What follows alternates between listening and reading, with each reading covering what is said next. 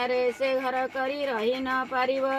ମଙ୍ଗୁ ପାଇକରା ଅଟେ ନଗ୍ରହ ସରଦାର, ତାଙ୍କୁ ଡକାଇ ପୁଣି ସେ କଲେ ବାରମ୍ବାର। ଆହେ ସରଦାର ଦେ ଶନି ମେଳା କରୁଥିବ, ତୁମ୍ଭେ ଜାଣିନ ତାହାକୁ ଭାଙ୍ଗି ପକାଇବ। କରି ଏପରି ତା କଥା ଶୁଣି ସର୍ବେ ଡରିଗଲେ, ଜମିଦାର ଭୟରେ କେହି ରହି ନ ପାରିଲେ। ହରି ସାହୁ ଏକା କାହାକୁ ନ ମାନିଲା, ବନ୍ଧୁ ବାନ୍ଧବ ଡକାଇ ମେଳା ଆରମ୍ଭିଲା। ପାଇକରା ଲୋକଙ୍କୁ ପାଇଣ ସନ୍ଧାନ, ପ୍ରବେଶ ହୋଇଲା ମେଳା ମଣ୍ଡପେ ଜାଣିଣ। ହରି ସାହୁକୁ ସେ ଗାଳି ଦେଲା ଅତି କ୍ରୋଧେ, ବୋଇଲା ଜମିଦାରକୁ ନ ମାନିଲୁ ହାଦେ। ତେଣୁ ତ ଅପରାଧ ଆଉ ନହିବ ମାର୍ଜନା, ଦେବୁ 500 ଟଙ୍କା ନିଶ୍ଚୟ ଜରିମାନା। ମେଳା ସ୍ଥାନକୁ ଭାଙ୍ଗି ଫୋପାଡ଼ି ନ ଦେଲା, ସେଠା ଥିବା ଲୋକଙ୍କୁ ମାଡ଼ ମରାଇଲା। ନିଜ ପୁତୁରାକୁ ଡାକି ନେଲା ନିଜ ଘରେ ଶୋଇଲା, ଆନନ୍ଦ ଯାଇ ଖଟ ସୁପାତିରେ।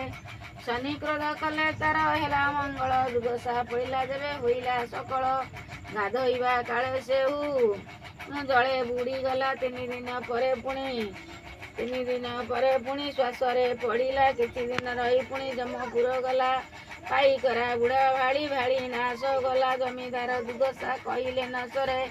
ଧନ କିଛି ନ ରହିଲା ଭଣ୍ଡାର ଭିତରେ, ଜର ରୋଗ ଝାଡ଼ା ଭ୍ରାନ୍ତି ଅକ୍ରାନ୍ତର ହୋଇ। ବଂଶ ପୋଦା ହେଲା ଔଷଧ ନ ମାନଇ, ଯେତେ ଧନ ସଞ୍ଚିଥିଲା ମାର ଭିତରେ, ମୂଷା ବୋହି ନେଲା ସବୁ ମାସକ ଗୋଟିରେ।